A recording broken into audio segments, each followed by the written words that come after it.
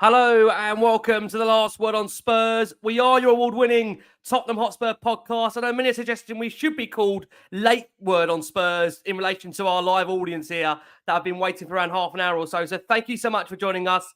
We will be conscious of time. Listen, we are back here during this midweek show to provide you with a big match preview ahead of Fulham to come for Tottenham Hotspur in the Premier League. Look, every game between now and, of course, the rest of the season is absolutely crucial. I will avoid saying the word cup final, as we know Spurs don't tend to do those. But look, we've got really some top tier guests that are going to talk you through the next hour of all things Tottenham and where we stand ahead of a huge game to Tottenham Hotspur away at Craven Cottage to Fulham.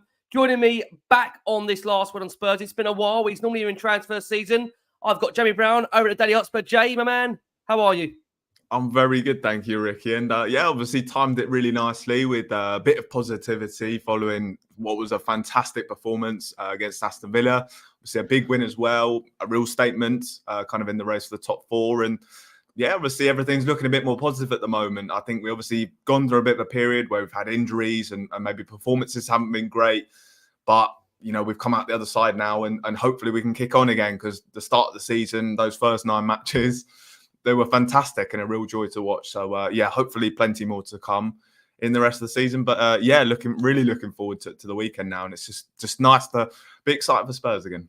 Absolutely. I think that Aston Villa result, I think just reinvigorated us all where there is genuine excitement now for what's to come in these remaining, of course, 11 games for Tottenham Hotspur. Back on Last Word on Spurs. Flight in the new studio lighting there. She tells me it's not studio lighting, it's just lighting, all right? It's not studio lighting. We've got the wonderful Christina Zandes back. Chris, how are you? Love to see you back on Last Word on Spurs. It's Philips Hue. That's what it is.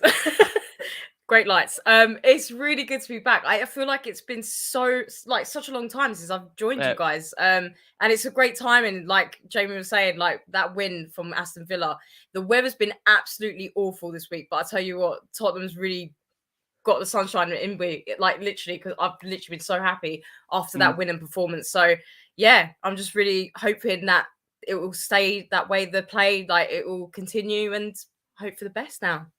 Amen. I've got to say, I think that's right. I mean, that Aston Villa result has definitely buoyed us all in terms of what we now hope is going to be a really, really strong rest of the season. I said the same thing to Chatty Patty over there, that we seem to see less of each other at the moment because of the fact that it's a really short season for Tottenham, a 41-game season. This man, dear God, he was here twice a week last season, dosing out therapy as they can. They should have called him the doctor as to what this club was doing to us. Now he's smiling a bit more. That's because we're on our way back up. Chatty Patty, how are you, my man? Love to have you back alongside us. Yeah, great, man. Good to be here. Shout out to everyone tuning in. Shout out to everyone catching up tomorrow, listening in on the audio, on the podcast. But yeah, it's good to be here. Like Jamie said, the vibes around the camp are feeling good and looking good. Obviously, a lot to dissect and talk about, but happy to be here. Happy to be on with such an esteemed panel. And obviously, Ricky, because you're conscious of time, let's get cracking. There you go, Pat. Intro me in, will you? Seg me the way in, I will do. Listen, Spurs, obviously, of course, we're in a decent position at the moment following that result against Aston Villa. We now are just 2 points behind them in the Premier League table with that game in hand. Of course, we're not sure where that Chelsea game is going to fall into. If you want to believe what you want to believe out there's obviously murmurs and concerns. They may throw that game right into the fact where we've got Arsenal and Man City sandwiched in that week. Would the Premier League really do that to Tottenham? Probably they would.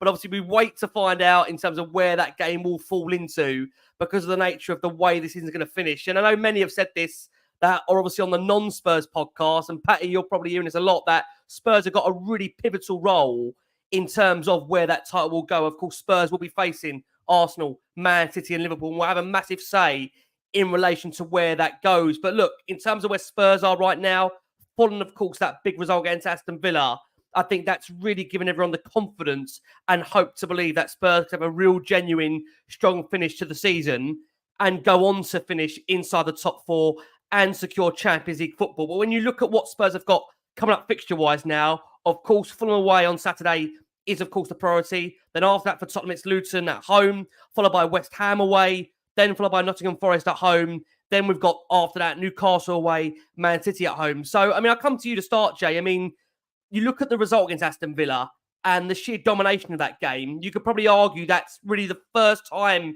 as a genuine long-term period that we've seen Ange ball really flex itself over the course of the game. Just how much confidence, Jay, do you take from that display and where it's now set Spurs up in relation between now and the rest of the season?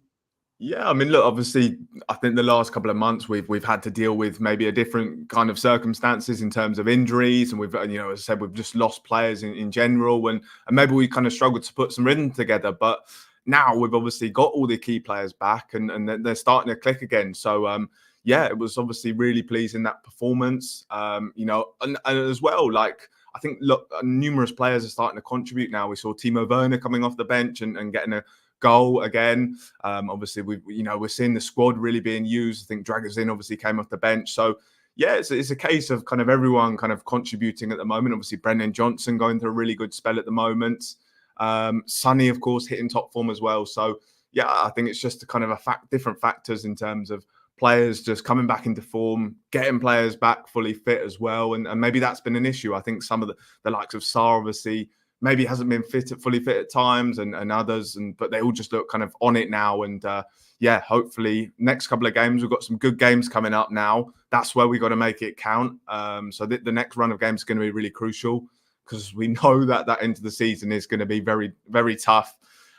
So yeah, I think definitely a lot of confidence can be taken from that one, because we look like that team that we did at the start of the season, and that team in those first 9 games, I keep mentioning those first 9 games.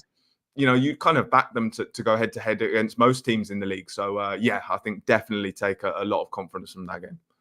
Yeah, no, I mean, I've got to say, I think, Chris, coming over to you, the one thing you always do bring to Last Word on Spurs is the positive vibes and the guys that ultimately you backed right from the very beginning, where there were many, I'd say, to some degree, sought out on them, the likes of Brennan Johnson.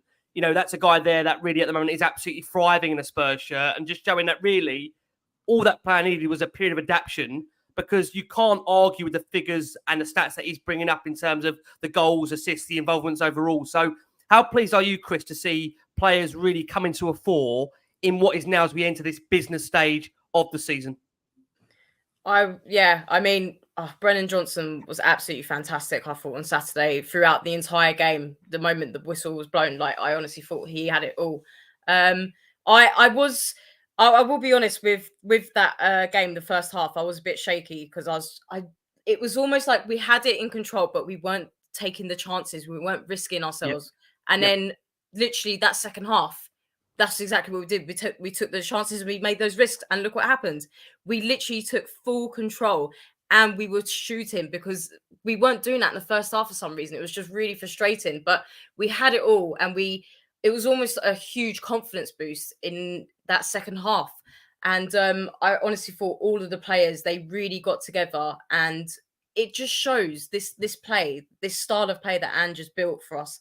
We can do it. And all it is taken is, you know, some of these players, we do need to boost our strength, because it's aggressive, it is strong, it is quick, this play, but we can do it. And especially with now, we've got some backup, you know, I'm sure we're going to talk about Dragusin. You know, we've got this now, and we can mix it up with all of this play, because it does get a bit too intense, but it's fine, because we can have the backup for that. So, and to get 4-0, to get a clean sheet as well, that says a hell of a lot. I think it's a great, you know, through these fixtures that are coming up, it is going to be difficult, but I think it's a great start for it. And I'm just hoping that all the players now look back onto that game and just show that they can actually do this. We can play this. It's just, we've got to build it, and we've got to continue with it. We just have to keep playing like that throughout the rest of the season now. But it's just the belief. I really did. And Johnson, and I'm so glad that Werner got a goal as well. It's just all these little things. It just helps boost all these players. So yeah, I was really, really happy with that. The pressing was unbelievable. We made Aston Villa, to be honest, look so poor. And I think it's going to make other teams now basically clock Aston Villa, because they were absolutely terrible, and their heads absolutely went through that game. But you know what? Brennan Johnson had Matty Cash in his pocket the whole time, and I was so damn proud of him. Like, literally, I was like you've always said, I've always got his back, Brennan. But that's all it had to happen. You know, it's a young group of players. They have to adjust to this. It's the first season with Ange, guys. Like, we can't expect us to be Man City all of a sudden. It doesn't work like that. It's nothing like that. You know, we've got to build it up, and you've got to get behind the team. And, you know, instead of the negative comments, let's just all get together and you know, now we're playing beautiful football, and we've got to continue that. We've got to make sure that that's what the players are doing. So, you know, it's down to them at the end of the day. But we can do it for a fact. We can do it. We can. You know what the thing is, Patty, come over to you. Look, you were with us after the game, and I'm in that emotion. Look, we were all delighted by the fact we got the win. But, you know, the great thing is, we do these shows a couple of days later. It's a period of reflection. You have a chance to, of course, see the real benefits from that game. And again, when you look back at it, the bravery and maturity Spurs showed in that game. We just have to now hope, Pat, that they now display that between now and the rest of the season. I mean, I listed out the fixtures there. Spurs, to be honest with you, look, they've got Luton, as I mentioned, coming up, West Ham away, Forest at home, Newcastle away. And look, whilst none of those sides at the moment you'd say are absolute world beaters, I think what we've seen in the Premier League is that every game is not a given. You've got to work hard in every game for those 3 points, and you've got to give it your absolute all. Do you feel, Pat, based on that performance against Aston Villa now, that this will really set Spurs on a trajectory of being able to get those results? Or, again, is it just taking those game by game and not looking too ahead of him? Because we all know the Premier League, as you know as yourself, it's one of those leagues where you cannot call any game, any fixture, because it is utterly relentless 24/7. Yeah, exactly. I mean, you pretty much answered some of the question, and I agree with you. Like, of course, when you put in a performance like that away from home against a legitimate quality team, you know, you batter them for the whole game. I know Christina said she was a bit shaky, but I expressed my feelings obviously straight after the game. Even though we hadn't scored and didn't really have a shot on target in the first half, you know, Brennan Johnson did that shot cross that they chalked on as a shot on target, but it wasn't really. It was a cross that went wrong. I felt in complete control because even though we weren't offensively, you know, our A game, we limited Aston Villa and they didn't have any sniff on of goal. And yeah, you put in a performance like that against a team which a lot of people said we would, you know, come unstuck against away from home. And I think even if you look at it, like the fact that Unai Emery changed his back line to try and nullify us. And then you hear Kulusevski, and I know I'm jumping the gun a bit, but we'll get onto this. Kulusevski says that, you know, we live and die the same way, we play our game no matter what. It just goes to show that teams are afraid of us and they are trying to stifle what we obviously can offer. And yeah, it was a brilliant performance. I think that is a coming of age. I mean, at the beginning of the season, it seemed like the games were coming, you know, flowing well, and we were doing well, and we were riding that momentum and that high. We went to the Emirates and got a good result. We were playing good football, and it all seemed easy. But obviously, there was going to be a few bumps in the road, and it seems like it's taken us a while to adjust and for players to really understand what's going on. But it seemed like it all clicked in that second half, and everyone had a good game. No one, you know, you can't call out anyone. Everyone looked good. And I think now it is time to lay down a marker, but we've got to be cautious. Of course, you go in to the next game with confidence. You try and, you know, ride that wave and continue how we played against Aston Villa. But you also have to, and when we get into the Fulham, you have to be wary that Fulham are, on their day, a decent team. They knocked us out at the Carabao Cup. I know it was 1-1 after extra time, but they still got the better of us on penalties. And Fulham have scored 5 goals in 2 back-to-back home games. So they are capable of scoring on their day. So, you know, you don't go into any game scared, and we know what we can do on our day, but we also have to be wary and respect the opposition. I think that's probably the best term. Respect the opposition. They've got some good players, which I will get into later and break down. But on our day, we're a match for anyone, and we need to play our game. And I believe that now these guys understand that.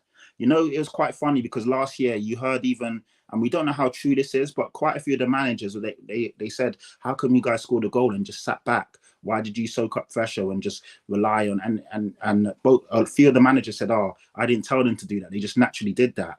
So there was something in our camp that just made us score a goal and sit back on it. Now, you know, you hear Kulusevski, you hear the players saying that we just want to keep going and keep going. And, you know, the motto is now to be relentless, to try and score. So you can see that the mentality is changing. And if we take that mentality, we're not going to win every game, but it will definitely be a better, enjoyable moment. And we'll win more than we lose. And yeah, I think the league realised now that maybe this Tottenham team have got something about them. They were saying that at the beginning of the season, but it was early, and it was like, oh yeah, but it's early days, and you know what's going to happen when they get an injury or two. And we rode that wave and that storm, and it was quite tricky. We did okay, you know, we didn't completely fall off a cliff, but obviously the performances weren't as good as they were. But I felt like on Sunday, you kind of saw that, you know, you don't want to get too ahead of yourself because it's only one game, but it was a really good win. And I think we laid down a marker, and you can see what's going on here. So as long as we continue that, Ricky, then yeah, I think we're being for a very exciting end to the season. Amen. Look, I think, guys, the only negative that's come out of that game, kind of to you, Jay, is the injury to Micky Van De Ven, which, look, again, we look at how pivotal he's been for Spurs. I mean, look, the best comment I can give him is, I think, arguably right now, he's already planted himself in one of the best young defenders in the world. I think just given already this period that he's been at Tottenham. Andrew's already come out and said, really, that he's all but ruled out of this upcoming fixture against Fulham. And look, I think the biggest frustration of the nature of this injury is, yet again, Jay, it's a hamstring injury. And yet again, it actually came from a move that really was going to be flagged for offside, but Micky had to go for it. And it's now the second time that's happened where the player suffered a hamstring injury due to a move that unfortunately then leads to an offside decision. I just wonder, Jay, in your mind, whether, we'll come on to the injury in a second, but do you feel as a whole, the Premier League, the FA have got to look at this ruling, because it's not the first time a player has unfortunately had an injury due to this situation with the offside flag going up late. And you do wonder at some point that there may be a serious injury occur when it's not necessarily needing to happen because of the nature, it is offside.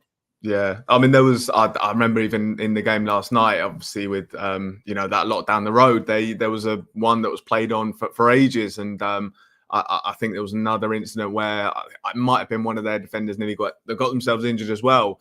So yeah, it definitely is a frustration. And I think even Micky Van De Ven's last injury as well, there was such a long pauses in waiting for VAR as well. And so I think that's another frustration. But yeah, I would say 100% with these decisions, that something probably has to be kind of looked at, because as you said, something quite easily could happen, if they keep letting them go. So yeah, definitely something to look at there. And just kind of you, Chris, look, I mean, the nature of the injury, as I mentioned, again, a hamstring one. I mean, there's no doubt the player is absolutely invaluable to Tottenham. But how big of a concern is that for you, that this might be a reoccurring situation? I mean, look, we know in that first season under Ange, a lot of the players will suffer hamstring injuries whilst they try and adapt to this style of football. It's a lot more different than what a lot of players are after. And the thing with Micky is that really, I mean, it does feel like the defence really relies on him to be almost that sweeper up at the back. He's saved Romero on a number of occasions. He covers the likes of Porro, Destiny Udogie as well. Are you ultimately concerned that, look, hopefully it's only just one game, but you're concerned at the nature he's already had a couple of hamstring injuries and this isn't going to be a consistent theme with the player? Well, the thing is, like you said, the style of play, it is a lot different and it's so much more aggressive. But the thing is, we've actually got Dragusin, who I think could be, I think he's an amazing backup for this. So it can be, don't get me wrong, Micky Van De Ven, I think is probably my favourite signing that we've done. But it's just one of those things where if you've got the backup, then we can bring Dragusin on. If it gets too intense, just mixing it up. Like I said before, I don't think it's something to be too concerned about. I hope the injury isn't as bad. I don't think it is, from what I've heard. But I think this is now like even a perfect time for Dragusin to come in and start to play with these games that are coming up with Fulham and Luton. I think that's a perfect round of games for him to start. But I don't think it's going to be too much of a concern. These players are still adjusting to it. It's building up these strengths because that it's just so much more intense, this style of play. So it's, if you've got the backup for it, then you shouldn't have to worry. So that's why it is so damn important, even for the summer to get these backups, But thank God we have got Dragusin, because from what I saw from the Villa game. The Villa game. He was absolutely fantastic. His decision making was brilliant and strong confidence already. Like it was really, really, really good. Defensively, he was making like quick decisions. He was brilliant. So I don't think we've got too much of an issue with that. It's just mixing it up as much as we can. So personally, hamstrings are the worst. I know it is like a terrible injury to have for the footballer. It's probably the worst thing that they could do, but they're going to build up their strength. I just think, I say it all the time on here, this is our warm-up this season. And I do think we'll just get better and better. You know what, Pat, coming over to you. Look, in the nature of the injury, from what we understand, and just come out on the Wednesday and said, look, we're still getting information on it, but it looks like he's unlikely for the weekend. We don't think it's anything major. We'll probably get some information at the back end of the week, so he's unlikely for Fulham. But with international break, hopefully, it doesn't mean he misses too much after that. And I think we all echo those thoughts that hopefully it's not going to be a long-term situation. It's a fairly decent recovery. And I think, as Chris says there, how impressed was you, Pat, by the way, Dragusin came in and really took assertiveness in that Villa game? Because look, it's coming into a game where, as we all know, was absolutely pivotal in the race, of course, for the top four in terms of Spurs finishing that. And I think he came in and really handled it with genuine ease. And I wasn't really concerned. And I think, again, with no disrespect to players that we've had in the past, I mean, we all know the likes of, we've had Eric Dyer there, we've had to force Ben Davies into a centre-back position. Isn't it nice to have some confidence, Pat, that we've got somebody on the bench now that we can really rely upon? And to Chris's point, he, in his mind, although he's seen as a backup option at the moment, I'm sure the player will feel, if he can come in and perform, Pat, he'll be more than just a backup. He'll want to be in that mainstream first team and really pushing for a starting place. Yeah, and that's it. I mean, and quality players, and this is what it means when you have quality depth, and the best teams have depth. And this is a thing that we struggled with for a while, and our fan base as well. We kind of need to get, there's always been this question of who comes in to replace this person, or if we get in this person, who does he take out of the starting 11 and all of that. And it's not really about that. It's about having options so you can rotate. So you have options if people get injured, if there's suspensions, if whatever there is, people need to go away for international tournaments and so on. And having Dragusin come in and the level of the centre back doesn't dip too much. And you've seen, obviously he's still going to need to get up to speed to the Premier League and get used to his teammates, get used to his goalkeeper, get used to his players next to him. But you can see the guy's a quality player. He looked composed on the ball, like Chris said. He looked good, passing, creating passing lanes. Aerially, he looked like a monster. So, there's going to be, obviously, every player's got their, their pros and cons and their strengths and weaknesses. Naturally, he's not as quick as Micky Van De Ven, but I feel that he's probably more dominant in the air. Like, I saw him win all of his aerial duels. He looked really solid and assertive. But he also has that calming presence on the ball. Like, you can see straight away. The Premier League, players are no mugs and managers are no mugs. And if you're not good on the ball and not confident, they will press the hell out of you. And you could see that the Aston Villa players and the manager, they kind of knew that they wouldn't be able to get the ball off him. So they have to respect, it's like when Romero has the ball. People may say, he takes too long on the ball. Romero's very good on the ball and you can't rush him off it. And Dragusin has that same kind of calmness. And it's only one game, I know, but you can kind of assess someone straight away and you can see that he looks like he's ready. And like I'm saying, the best players, they have that confidence and a sense of arrogance that they know that they're better than the bench and they want to prove themselves. And when they come in, he's not coming in to be a bench option. He's coming in to start. Make no doubt about it. And that's what you want as your best players and, top teams. Everyone on the bench doesn't want to be on the bench. They want to start. They respect, obviously, their teammates, but they want to start and they want to be in that starting 11. And now's his chance to show that he's good enough. And probably when, Mickey is fully fit, he probably will get, rotated out. But if he's doing really well, then, that's another problem for the manager, but a good problem. So I was really impressed with his performance. Villa away are no mugs. Ollie Watkins is no mug. Their front line are no mugs, but he just looked calm and composed. And it leaves us in good stead going into, obviously, the next set of fixtures. And I was saying to some of my friends today, I don't want us to rush Mickey back. If he's not 100%, then just allow him to, fully rehab and come back, because it seemed like there was an issue anyway. Even before half-time, or during half-time, you saw Dragusin really warming up. So you kind of knew Mickey wasn't 100% anyway. So really and truly, he should have got pulled off at half-time.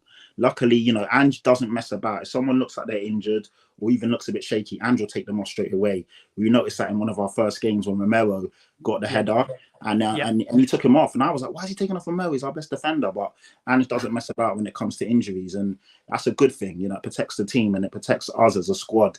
But going back to your point, Dragusin looked really good.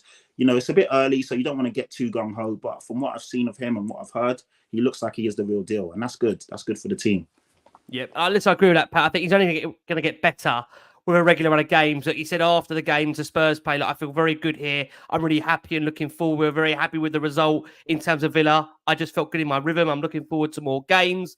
He was asked if he settled. He said, look, very good, especially the people from the club. They work with me really good, and I feel already at home here. I mean, we laughed and joked, obviously, when Spurs got the player that his agent couldn't stop having a waffle. He's already come out straight away on the back of that. He's just said, look, sort of a well laid out plan. I'm not sure he would have said that if he hadn't started the next 7 or 8 games, but he said, look, he had to wait his turn and help the team. It was a natural because the two centre-backs played very well together. It was hard to take them out. From one point of view, it wasn't normal to take them out. I was talking to someone at the club and they told me that he's been training really well, Dragu. So, look, you can't blame him on that. Training is like a training match for him. That's what we've been aiming for many, many years. The way you train is the way you play. And can I just say, he is Radu, not Dragu, just to be clear. His agent didn't call him Dragu before he starts getting in touch with us and asking him why we called him Dragu. Just to be clear, it is Radu. So, look, the good news is Radu should be playing at the weekend. We are going to go for our first break of the show for our listeners on audio. Believe it or not, we've got 1,500 of you watching us live here again. Thank you so much for all your support for Last Word on Spurs. We're joined by Jeremy Brown over at the Daily Hotspur. We're joined by Christina Zandes, and I'm joined back with Chatty Patty on this Last Word on Spurs. Right, okay, guys, do want to give a mention to an interview that's come out early this week from the Players Tribune. I think I've got that pronounced right.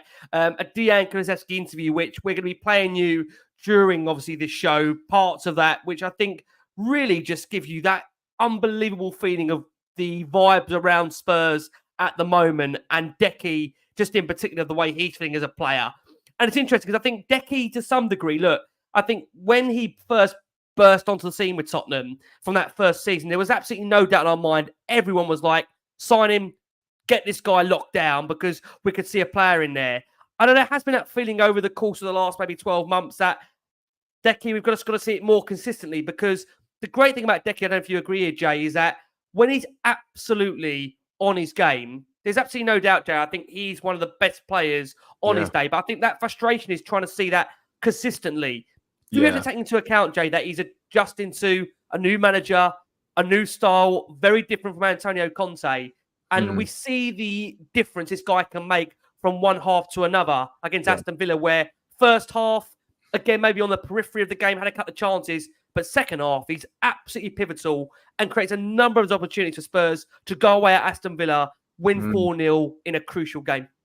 Yeah, I mean, I think one thing to definitely take into account is his age as well. Look, he's only 23 years old. I think a lot of people will kind of look at him and think he's maybe someone that could even be in his late 20s. So that's something where, you know, he's still in the early stages of his career, and obviously still got lots of time to develop. And you think where he's at now and you think where he can get to, I think that's really exciting. And there definitely are areas of his game where he does need to improve. But look, I think he's such a unique player. I think the way he can carry the ball forwards, you know, he's really strong. He's, you know, as I said, just fantastic at moving the ball forwards.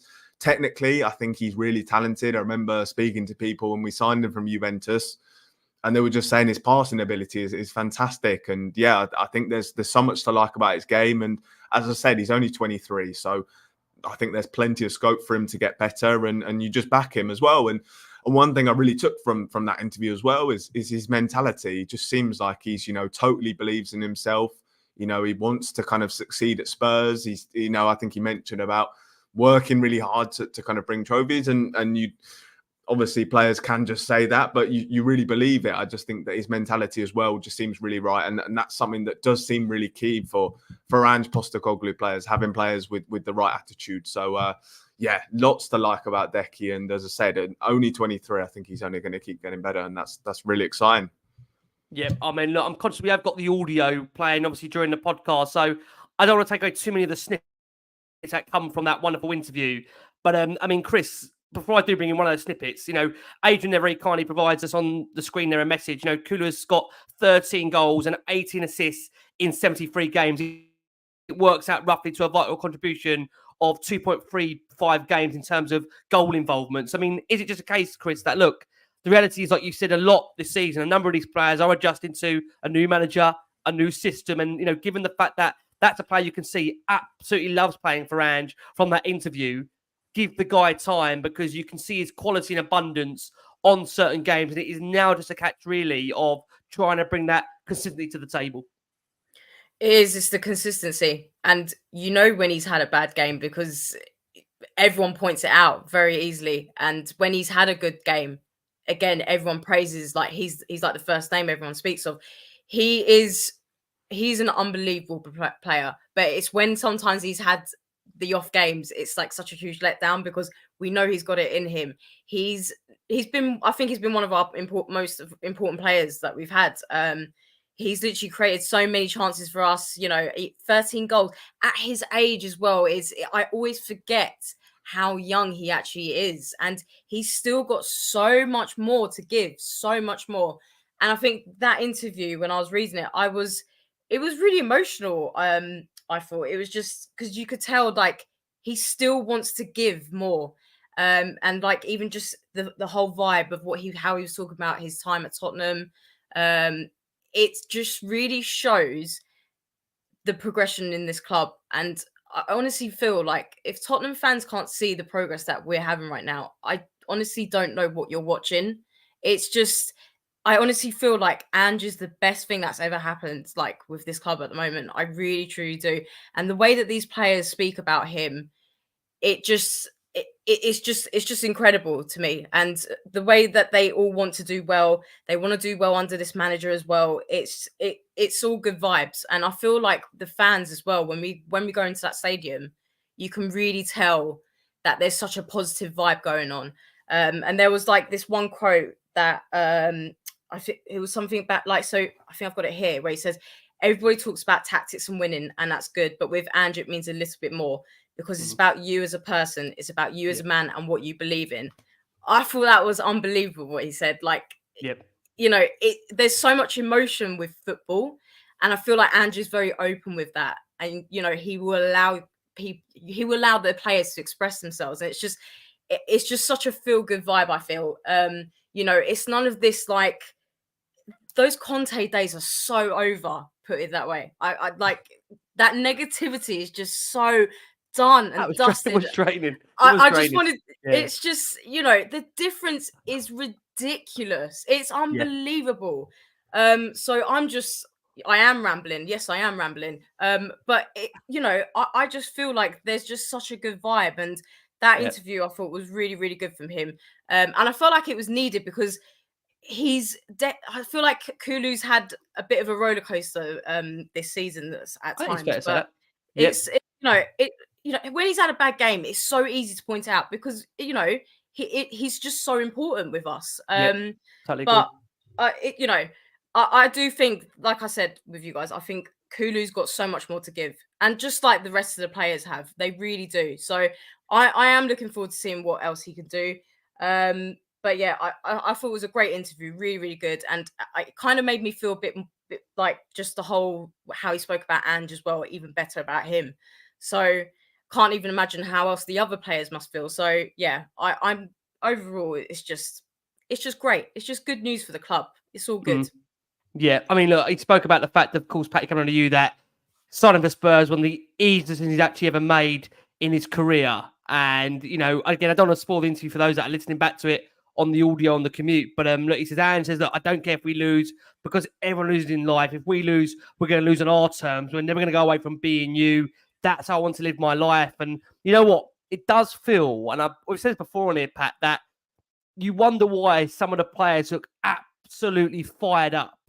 Sometimes when they go out of games, like the Chelsea game, for example, you wonder why players maybe in that first half dive into challenges. I just wonder, because of the passion, Pat, of some of those team talks beforehand, and he tries to link it back to them as a person, whether that's why you do see such passion, and in those early periods under him, that lack of discipline, which I think we are getting better at now, no doubt about it, because I think he really does make a lot of those players really think about them as a person and relate it back to them. Do you get that feeling as well, Pat, when you read interviews like this from Kulusevski, that it's really interlinked with the players and their feelings, their emotions, their upbringing? Yeah, it seems like Ange does. He gets like under your skin in a good way. Like he makes it personal to you. And there's a lot of talk about Ange and his dad and how close his dad was to him and how, he wanted to make his dad proud and his dad was his biggest inspiration. And Kulusevski, apologies for people that haven't read it or watched it yet, but Kulusevski talks about his dad and how his dad didn't say many words, but his dad would be on him if he didn't play well. And his dad would say, like, I'm going to leave you at the park if you don't, pull your socks up and have a better second half. And his dad used to do little things like that to get the best out of him. And he says like Ange is essentially the same, but it shows that Ange is a person who is a good person, but also takes the time out to get to know what makes each individual tick, and then obviously, you know, draws into that to get the best out of the players. And that's why you're kind of seeing him probably get the best out of a Richarlison or even a Kulusevski or someone that you may feel you've almost written off, but they're still providing for the team. And it's a funny one because for me, like, as I said, Kulusevski is an unsung hero. I love him. I think he's a great player. I think Christina and Jamie have said it all exceptionally well already. He does so much for the team. And sometimes, you know, when you look at the stats, his stats may not be as like eye-catching as some of our other players, but he presses from the front. He's relentless. He creates a lot of chances that unfortunately haven't been converted. But even this season, he's quietly got 6 goals and 3 assists. So the goal contributions are there. And then you see everything he does. Like on Sunday, he was essentially like the Luka Modric. He was the pass before the pass, or he was the one that stole the ball and converted it. Yeah. So he was so good on Sunday, but you'll still see people say, oh, he's too slow, or he slows things down, or, you know, people will never be happy with him for whatever reason. Maybe it's the way he. Oh, sorry, I don't know if I disappeared there, but change formation mid screen. Yeah.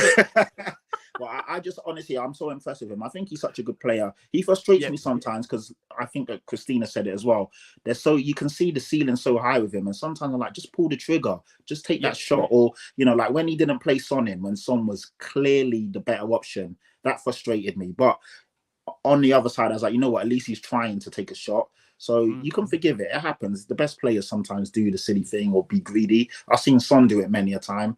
So it does happen. But yeah, I really liked the interview. I thought it was really heartwarming, and it kind of made me emotional when you're reading it and understanding at such a young age he moved away from home, and then, you know, he went to Juventus, and he said even at Juventus a lot of people wrote him off and said he wasn't good enough, but you can see his mentality. He was just like, you know what, that's not going to get to me. I'm going to keep going. And yeah, I mean, even at Spurs, some of the fans, you hear it all the time, still write him off, but I don't know what they're seeing. I think he's a great player.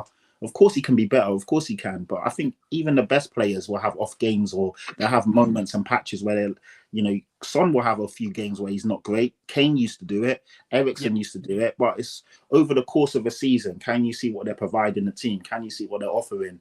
And you can see already what Kulu offers to our team. So it was a great interview. The timing was exceptional as well. It was a good release at the right time, in my opinion. And just the connection with, I feel, the fans and the team this year is so strong. And it's these little moments where you can see, you know, people that may not have been Ange's biggest fan, such as myself, you know, these things, like when you look back now, you're like, wow, okay, you can really see. And I don't know if it was a Daniel Levy masterstroke. I don't know if he locked up. I don't know, in terms of recruitment, the coach recruitment, I don't know if they really understood all of this side of Ange Postecoglou, or if they just kind of got lucky. But, you know, it's a brilliant bit of recruitment. And obviously some of the players coming in has been brilliant. And it just seems that slowly it's coming together. And it's a difficult period because there are 3 legitimate, really good teams. Without naming them, you all know who they are. But if we can be the best one out of the rest, and then obviously keep getting better, every year a team or 2 will fall off. And then hopefully we can just maneuver ourselves in there and get better, attract some better quality and keep going. But it's all about what Daniel Levy does in the summer. Because with all this being said, if we rest on our laurels or do the, you know, just don't push hard enough, essentially we'll be fighting for top 4 again. And ideally you want to be a bit better next year. I totally agree. So so things are good, and I'm liking what I'm hearing and seeing. But again, I'll believe it when I see it in regards to what we do in the summer, and if we really push on with Ange and the players that we've got. Yeah, I totally agree on that. And again, this guy, Mr. Williams, just think back to last year, Pat. It was LastWordOnSpurs therapy sessions on a weekly basis, and you know, I think you made a great point there, Pat. Crazy. You know, it was crazy. It was. Yeah, I mean, if you think this time last year we had Newcastle thumping us 6-0 away, and I mean, none of us wanted to do these shows. I mean, I think poor Jamie at the time, when he was taking over when I was on the paternity leave in the Mourinho era, he never wanted to turn up either. We lost the squad. Yeah, that was another dark time as well. Like I remember doing the game in Europe we went out to Dynamo Zagreb, where the manager was in jail. We managed to go out. That's some dark times. Man, isn't it? You know, how can you lose 3-0 to a manager that's in prison? You just think with Mourinho, a serial winner. What a hat this trick, only though. happens to- Honestly, all jokes aside, the guy that scored, I can't remember his name. I kind of wiped it out of my memory, but the guy who scored the hat trick, it was insane. The goals he scored were insane. But Hey, what can I tell you, mate? Pat, I don't remember the hat trick. I don't remember the goals. I don't remember that night. I don't remember nothing. I've tried to erase that from my brain. Do you know what? Unbelievably, there's still a show on that somewhere in the archives of what we've done at the time. I can say I didn't have to do it. Crackers did. Thank God I wasn't around for that. I tell you what. Very quick one, guys, before we do come on to Fulham. Timo Werner, another player that has really in the last couple of weeks brought his game to the fore. Look, he's had, obviously, of course, as a whole, 4 goal involvements, couple of goals, couple of assists, a story that's been released from Sport Bild, very close to the, obviously, German associated players. They are reporting that Spurs are still unsure about taking up an opportunity to sign Timo Werner on a permanent basis. They understand Werner will be happy to stay at Spurs. He's enjoying his time there. And as they understand, the option to buy Werner's loan deal expires on June the 14th. Meaning that Spurs will have to make a call in his future before then. So, look, I mean, in relation to that, again, Spurs have got, a good 2.5 months to still consider what they want to do. The clause is said to have been included in that deal to ensure that if he returns to Leipzig, they've got plenty of time to find Werner a new home in the summer window. I mean, Jay, maybe hard to make a definitive judgment right now, given the fact we've still got 11 games remaining. But from what you've seen from Werner, that we are now seeing goals to his game. Have you seen enough at this stage, Jay, to convince you it would be 15 million well spent? To be honest, at the moment, I'd probably be inclined to say yes, I do. I think in terms of an actual squad option, I think he's pretty good. Obviously, we see him come off the bench on the weekend and get a goal. I think that, people will look. Obviously, at Chelsea, he was there to be the number 9 to get all the goals. At Spurs, I think he's been brought in for kind of a different role. I think he's a guy who we know works very hard. We did see that at Chelsea. He was a guy who was always pressing from the front. Yes, he wasn't, maybe taking his opportunities, but he was someone who was working really hard. And we know that's really important in an Ange system. Obviously, there is less emphasis on him getting the goals. And I think he's done that role really well. And he's somewhat shown someone that can come off the bench and do a job. So I think for that sort of money, he could be a good squad option. And as well, I think something that's really important to factor in under Ange, I might mention it earlier as well, is just the mentality in the dressing room and having the right kind of players. And that's something that maybe over the last couple of years, you've had maybe characters in that dressing room where maybe they've kind of made it not the best place to be. But I think Timo Werner just is a guy that does seem exactly what Ange wants. So I think for that sort of price, the only thing I would say is that I think left wing is an area that needs to be addressed in the summer anyway. I think that's an area where I'd like to see us go big in. I very much think that Sonny now is the centre forward, and I don't really want to see him kind of input out on the left. Obviously, had been a brilliant winger for most of his career, but I think now his skill set and where he's at in his career is best suited to centre forward. So I think it's kind of finding someone now who can kind of complement Sonny, playing out on that left-hand side. And I kind of hope it is that is our marquee signing. So, that's definitely an area that I'd like to see us go big on. But, if we can have Timo over there as a squad option, I think I'm probably down for that. But look, there's still more time for him to kind of prove himself. I think we need to still see more of him, but at the moment, I've been pretty pleased with him, and he's kind of coming to do exactly what we wanted of him. As I said, just someone who's going to work hard, who can kind of come in when he's needed to, and he's doing that so far. Chris, come over to you. Have you seen enough from Timo Werner to suggest to you he'd be worthy of splashing the cash right now, or do you still need some more evidence between now and the rest of the season? It would be a worthwhile option to take up. I think he's had a great start. Really, really good. He's doing exactly what we wanted from him. So, I 15 mil at the end of the day in the Premier League. I mean, it's not really that much. Let's be realistic. I mean, obviously not for us. But I think he's just a really well experienced player. Works hard. He's got a brilliant attitude, which is exactly like what Jamie said. This is the things that Ange looks for in everyone, in all these players. And especially if we go into, fingers crossed, if we go into the Champions League, I think he'll be a great squad player. So I think he's doing a great job so far. So it is obviously still early days, but he's got all of those, all those positives. I feel like he makes it for Ange basically, and there's a reason why he wanted him. So to be honest, I would happily have him as a squad player. I really, truly would. So for me, right now, I'd say yes. That's what I'd go for. Patty, very quickly before we look ahead to Fulham, have you seen enough for you in Timo Werner to be definitely convinced that it would be right to sign him on a perm? Not yet, if I'm being real. I mean, like I said, when we activated or brought him in January, I said at the time it was a good stopgap for Son, who was away. Was he better than Dane Scarlett, Valise, and Brian Gill? The answer is obviously yes. And he's come in and 2 goals, 2 assists in 7 games. He's been a decent option, at the top of the pitch. To say have I seen enough yet? No, but there's still a lot of big games where he can come in and contribute. Aston Villa away was a big game, and he came on and got a goal. Like, what more do you want from the kid? So if he continues doing what he's doing, then cool. Will he be someone that I would want to start week in and week out? Of course not. But is he a good enough option when we are, going into trying to get into the, the latter stages of the Champions League and push on all fronts in cup competitions and the league? Of course, that's good quality on the bench, experience quality that's played well at international level, Champions League, blah, blah, blah. So, if we want to push forward and be a better squad, we need players like him. But I agree with Jamie. In the summer, I want to see us go big on the wing, play Sonny down the middle. Richarlison, I'm up in the air. Do we phase him out? Do we keep him? I'm not sure on Richarlison yet, because Sonny is definitely the better option as your centre forward. But we need a squad. We need players. So in that sense, yes. But let's see. Let's assess it at the end of the season. Let's be sensible. But so far, you can't complain. No one can tell me that he's been rubbish. When I see people say, "Oh, he's crap. He's not been good," that's a lie. But obviously, it's too early to really give a fair assessment. Yeah, no, that's fair. Look, again, I think where we are right now, I mean, look, 4 goal involvements in 7 games. I think if someone offered you that ratio beforehand, you probably would take it. I think, given the fact, look, we've got, as you said there, Pat, some huge games to come. I can tell you, look, if he influences the likes of Arsenal, Man City and Chelsea, there will be no doubt a clamour to sign him, because we've got some huge games coming up that could really directly influence that direction of where he's going to go. So we'll keep our fingers to the pulse on him, and we'll see what we are going to do. We are conscious of time. We are going to go for that final break of the show.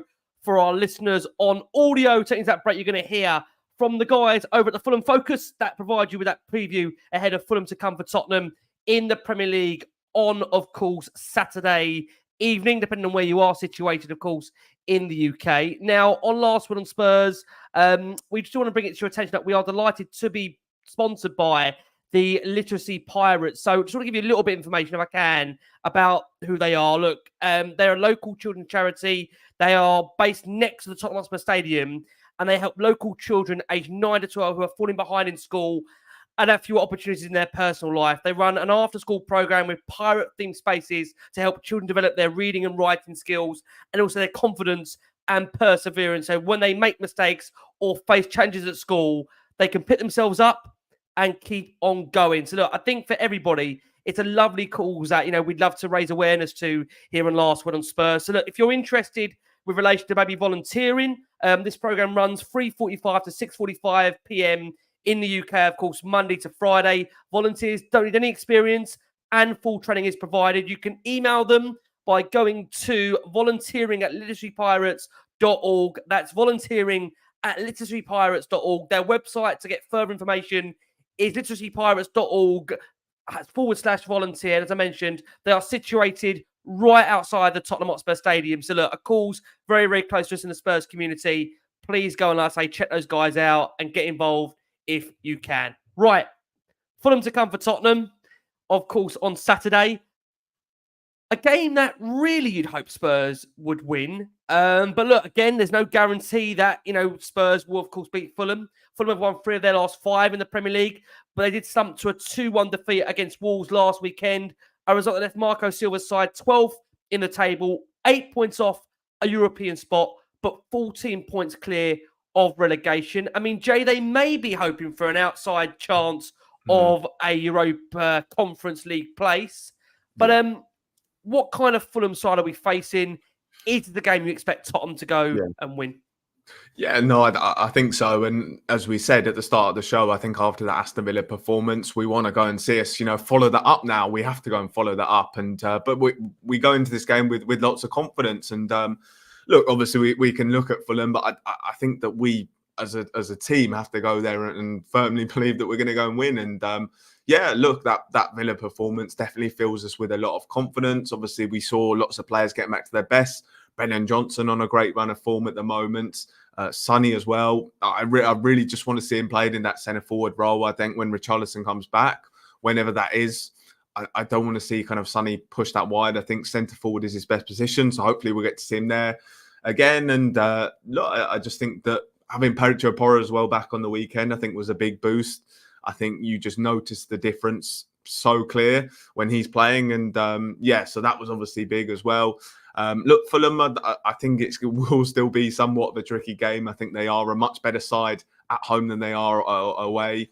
I can see this being somewhat of a tricky game. But look, I firmly back this Spurs side to go and get the business. And look, we're a side who I think's got plenty of goals in us again. So I'm really excited to watch Anspor again.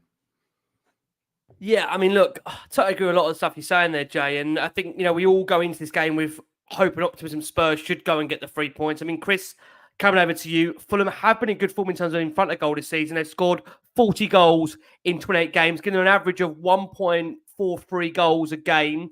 Fulham have actually been better defensively as well. They've conceded 44 goals and they've kept 7 clean sheets in the process when you consider where they were to last season.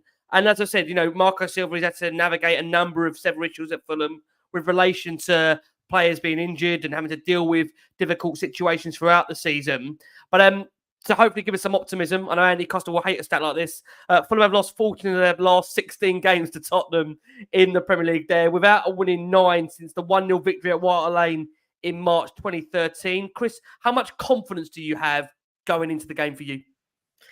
Oh, it's just that League Cup game that scarred me for life, I'll tell you that. But not the only one. Not the only one. God, that was horrific. Oh, never remind me that again. But it's still there, and that does give me the fear. But you know what? After the performance from Villa, if we have that consistency of that play, then we're laughing. We're absolutely laughing.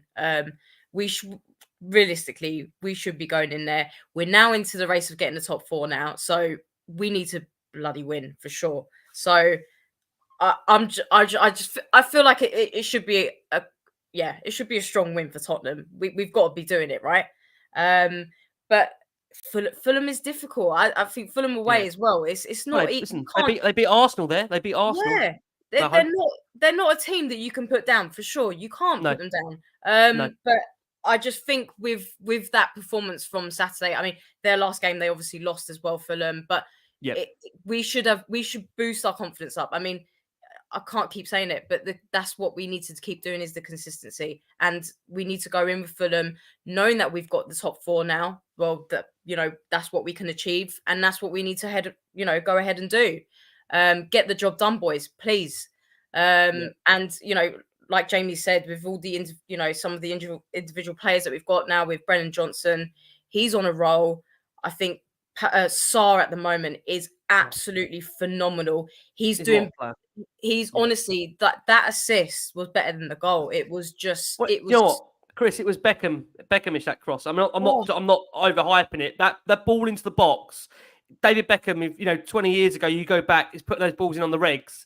I just think we've got such a star there. I said it before with Pat, I'm not saying he's an unsung hero, but genuinely I don't think he gets anywhere near the praise that he deserves. Maybe if he's playing for Tottenham, I think maybe arguably if he was in a Liverpool side or a City side, he'd get a lot more praise. I'm not trying to highlight we want him to be linked to those clubs, but I think he's made a tremendous start to his Spurs career. And again, you wonder, what was Conte doing with this guy, when he was not really being given a massive opportunity from the AC Milan game since, right? Oh my God, it's absolutely insane. Sorry. I don't know if that was too patty, sorry. No, we'll see. You're going to come in on that. You can come in on that, Chris, and we'll go to Pat afterwards. It's just I think Sarr is definitely our star boy for sure. He has played phenomenal this season, and he's a star that's been hidden, and now he's shining bright. If I do say so. You know what? No. I remember. I mean, we mentioned about that Milan game. I was actually at the game, and I just so impressed by Sarr in that game, and it was just kind of a guy who I think we'd lost Højbjerg and to a suspension. I think Bentancur had just picked up an injury as well. So Sarr was kind of really thrust into being forced to play really, and obviously was partnered alongside Oliver Skip, so it was a very young midfield. Really nowhere to hide in that game. AC Milan, I think, came into that game as Italian champions at the time as well, so was a really strong team to play against and a horrible atmosphere to play in, and he just looked so good. So yeah, it was bizarre that Conte kind of couldn't see that, and yeah, we're just seeing what an important player he is for us now. I think he does a bit of everything, really. I think, he's that energy in midfield. He can create chances as well. And I really believe he is genuinely one of our most important players. I think the midfield is completely different without him. So, yeah, just brilliant to see him back. And it was a big loss losing him to the AFCON for a bit of time. But obviously great to have him back now and have him firing. Absolutely. Lee McQueen in the accounts as an eyeless there. We can see we're not in a top four race, we're in a title race. McQueen's still taking over no matter what he's here. It might not be McQueen, it might be you, James. Comments coming into us. Look, I mean, I think the reality is, Pat, that, whatever race we're in, the fact is, Pat, Spurs have to go and beat Fulham. Otherwise, with no disrespect, I mean, that result against Villa really is meaningless. Is that fair for me to say that? We've got to go to Fulham and get all 3 points. Yeah, it's squeaky bum time, isn't it? And it's going to be cliche after cliche, but it literally is one game at a time. The Aston Villa game was great, fantastic, but now we park that to the side and we remain focused. The next task at hand is Fulham away. A tricky one, a banana skin on its day, but realistically, if we play to our potential, we should smash them. Dare I say it, you don't want to jinx it, you don't want to go into overconfident, but on our day, we should have enough to beat Fulham. But I'll read out a few stats. This year, they've beat Brighton 3-0 at home. They beat Man United 2-1 away. They beat West Ham 5-0 at home. They then subsequently, the next home game, they beat Forest 5-0 at home. They beat Wolves, a team that we struggled to beat this season, 3-2. And they drew with Arsenal early on in the season. So on their day, they've got quality. On their day, they can definitely get a goal or two. So obviously, we just need to play the way we've been playing in the good games, and we should beat them. They've got some good players in there. It's a weird one because obviously Marco Silva is considered a good young manager, and on his day again, he can definitely get a tune out of these guys. Willian on his day is still a good winger. Iwobi, a bit of a weird one, but can create and get a goal. Traore, this guy, no matter who we play, it seems like Traore's in their squad. So I know, it's ridiculous. And Traore's there, and he's just come into form. Lo and behold, surprise, surprise, and we've got to play them. And he's played 9 games for them, got 1 goal, 1 assist. You can bet your bottom dollar, you can bet your life on it. He's going to turn up on Saturday, so we need to make sure we're ready for him. Somewhere right now, Pat, before you finish it, somewhere right now is Jason McGovern head in his hands with the baby oil, thinking, "Are you serious, Pat?" I know, right, this guy, I'm the same as you, Pat. I'm the same as you. I don't like this guy. Never like Pat against this guy. Nah, if he comes on in the last 10 minutes, he's going to just have the game of his life. So we just need to be ready.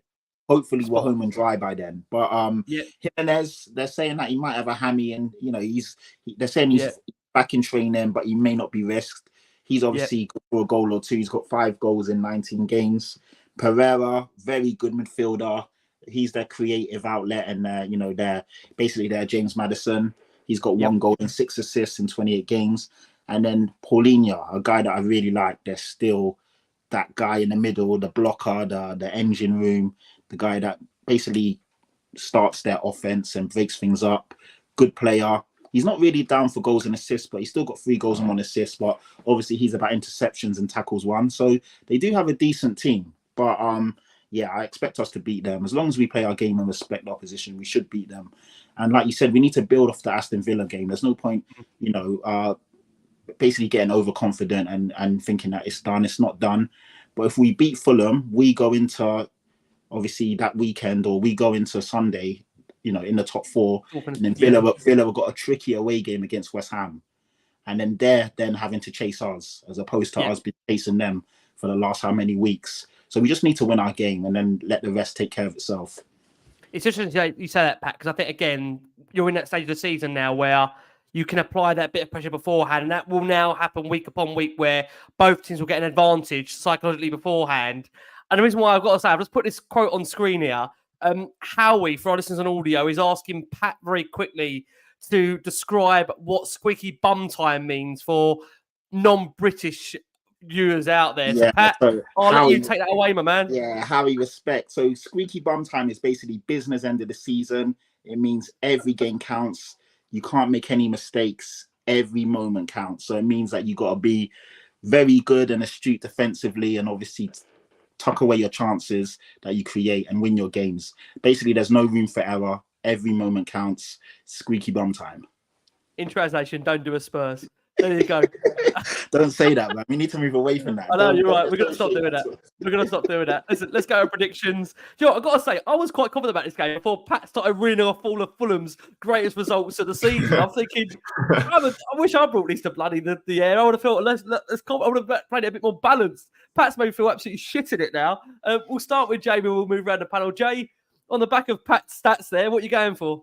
Yeah, I mean, look, I think this Fulham side's, I think there's still to be wary of. And as the guys have mentioned, you know, Marco Silva, I've always liked Marco Silva. I think he is a very good manager. And yeah, I mean, he's doing an okay job at Fulham at the moment. And I said, I think Craven Cottage is still going to be a tricky place to go. We've mentioned, you know, they've obviously got results against Arsenal. But having said that, I think after that game against Villa, you kind of back us that we're in the right moment now. You know, players are firing again. So I'm going to go for a 3-1 win for Spurs. Love it, Jay. A 3-1 win. That will set us up nicely for the Sunday. Jay, thank you so much as always. Obviously, go and check Jamie out over at Daily Hotspur. We're going to try and get Jay on between now and end of the season. Lots of games still to come. Listen, next season will be easier. We've got Europe coming our way. None of this 41 game a season like will be on here. I mean, maybe every night the way it's going. Maybe next season we stay in the competitions, please. Carabao Cup, FA Cup, you know where you are. Chris, prediction, what are we going for? I realistically, I want a clean sheet. So I'm going to say lovely. 2-0. Back to back. I feel like that's what we really big time need. Like that 4-0 clean sheet was huge for us. Yeah. We need to get that goal difference up because it's not great. But yeah, I'm going to say 2-0. 8-0. Yeah. Please, I wish it was literally 8-0. But I can't be honest with you. Those previews we did with the Arsenals and the Chelsea games have scarred me forever. With the 4-1s and the 3-1s and the, you know, I mean, again, I think realistically now between here and the end of the season, I think we all know every game's going to be tough and every team is fighting for something. I mean, Fulham will actually have an idea that they may be able to get an outsniff of the Conference League, which to them is a massive competition. You know, again, Fulham haven't been in Europe for a long time, so they'll want to see how far they can go 100%. So, Chris, going for a win? We're going for a win. I'm going to go for a win. After that Villa game, I feel like you can't stop it. It's got to continue. So I'm going to say that. Let's just, go in full confidence, boys. Come on, get that job done. Get the top 4. Just, I think Pat was the one brought it to the airways with regards to the clean sheet situation. I think it was November, Pat, was it? Last clean sheet before? December the 15th. Friday, December the 15th. Forest. And like I said, the reason I remember it clearly because I was annoyed. I missed the Forest game, Forest away, because I went to the darts at Ali Pali. Yeah. I hate missing games, and that was one I had to miss because obviously the darts. But so that's crazy that it took us essentially 3 months to get another clean sheet. Mental. Yeah. That is something that we laugh and we joke about it. But next year, if we really want to step up, we need to do better defensively. Absolutely. It's not on for me. It's not on Vicario, and of course, there's been a lot of mismatch and gelling and new players coming in. But as a unit, we need to be more solid because when you look at the amount of teams that have kept more clean sheets than us, it's criminal. I'm not even going to reel it off. I could, but I don't want to because it's actually depressing. So but next year. Give us some hope, Pat, for Fulham, bearing in mind when you read off their fixtures, I'm already feeling the concern now. But no, you're right. I think you are right. I mean, again, do you know the weird thing is that really for the first time in years, I feel like we've actually got real, genuine, decent players there defensively. It has just been a case, as we've said, we've had a lot of stop-starts. I mean, Micky obviously has been injured. He's come back. He's got injured again. We've had breaks in between. We've not really had the chance to actually have these players actually play for a period. Of course, Destiny got suspended. Then he got injured. Porro's been out injured. So I mean, when you look at we went away to the Etihad with Ben Davis and Emerson Royale as our centre-back pairing. And don't get me wrong, it's not a diss to them. They did fantastic. No. Got a result. Yeah. But you don't want to be going into any game with those two as your centre-backs. That's mental. No. So there are extenuating circumstances. But absolutely, as a whole, next year, I don't want to see it. I'm sorry. No, that's fair. Patty, prediction, what are we going for? I'm going to go like Christina. I want another clean sheet. As you know, I've been banging on about clean sheets and our lack of them. So let's now take that experience that we got at Villa and take it into this game. And I'm going to stick with Jamie as well with the 3 goals, but I'm going to say 3-0 and a clean sheet. God, back-to-back clean sheets, I tell you. That would be lovely. Guys, it has been a stormer of a show. That sets us up really, really nice between now and the rest of the week. Guys, thank you so much. Jay, thank you, my man. Pleasure having you back on. Yeah, no, thanks for having me back on. And obviously, yeah, just really positive show. Nice to kind of come on here and be a bit positive about Spurs. So, yeah, looking forward. And as we said, obviously, we don't really feel like there's been kind of enough Ange ball this season. And hopefully next year we are in Europe and hopefully the Champions League as well. And, getting to enjoy Ange ball a lot more. Totally agree. Chris, coming with you. Look, I had to check the month. It's March and we're being positive. What's going on here? This is normally where everything starts falling down. It's crazy, right? It's good absolutely feeling. Difference. Good The difference vibes. between last year is insane. Yeah. I'm really happy. I'm. Do you know what? I want a Brennan Johnson goal on Saturday, and love it. Yeah, let's do it. Come on, Brennan. I laugh and say the positive vibes. I mean, bearing in mind this time last season, Pat was on his 4th manager. He only joined the bloody show weeks before. Yeah, no, it's crazy. Crazy I said it to Ricky, like, what did you do to me last year, man? As soon as I started coming on here, things just started unraveling. It was crazy. Jamie retired from a young age. Now he's back out. No, I had enough of Mourinho, and that was me. I was gone. That's why you got to keep the squad young and fresh, Pat. You know what I mean? Keep them young and fresh. Yeah, but no, you know what? It's been a pleasure. And today's show was great. Time flies by when you're having fun. It's been really good hearing Jamie and Christina's thoughts. It's been a while since I've been on with Jamie and even Christina, who obviously, like, you know, outside of this, we hang out and go to games and stuff together.